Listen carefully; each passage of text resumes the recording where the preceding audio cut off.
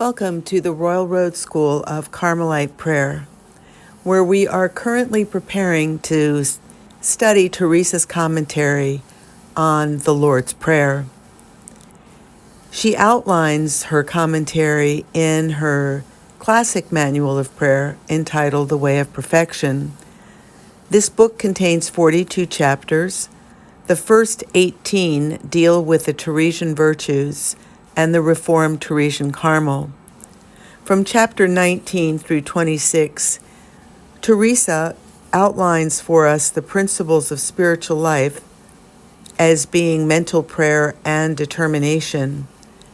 And then she describes for us how to say the Our Father. And that's where we will turn our attention today. We are going to be looking at extracts taken from chapter 24 and 25, where Teresa is speaking to her nuns about mental prayer, vocal prayer, and contemplation. So let us once again speak to those souls who cannot recollect or tie their minds down in mental prayer or engage in reflection. In fact, many persons are terrified by the term mental prayer or contemplation. But not everyone walks by the same path. How should you pray vocally? It's only right that you should understand what you are saying. I will only speak of those prayers that we as Christians are obliged to recite. In other words, the Our Father and the Hail Mary.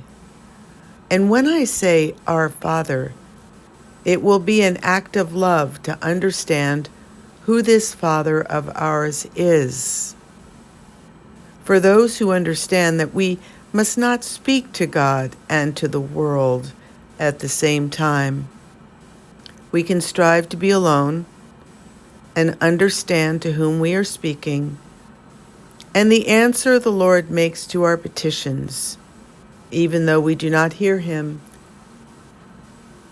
He speaks well to the heart when we beseech him from the heart. Do know that the teacher is never very far from the pupil. He is very close. But you will say that doing so involves reflection and that you only want to pray vocally. Well, I just don't know how vocal prayer can be separated from mental prayer. If vocal prayer is to be recited well, with an understanding to whom we are speaking, it is even an obligation to pray with attention. The best remedy is to strive to center the mind upon the one to whom the words are being addressed. Be patient and strive to make a habit out of something that is so necessary. If you are to be good nuns and even to pray as good Christians, that is in my opinion. Amen. And now in chapter 25, Teresa continues this discussion, but she begins to speak to us about contemplation. To keep thinking that little is gained from the perfect recitation of vocal prayer, I tell you that it is very possible that while you are reciting the Our Father, the Lord may raise you to perfect contemplation. By this means, His Majesty shows that He listens to the one who speaks to Him. He speaks to the soul, suspends one's intellect, binds one's imagination, and takes the words from one's mouth. For even though the soul may want to speak, it has great difficulty doing so. The soul understands without the noise of words that this divine master is teaching it by suspending its faculties. The soul is being enkindled in love, and it does not understand how it loves. The will is enkindled without understanding how. But as soon as it can understand something, it sees that this good cannot be merited or gained through all the trials one can suffer on earth. The good is a gift from the Lord of heaven and earth. What I have described is perfect contemplation.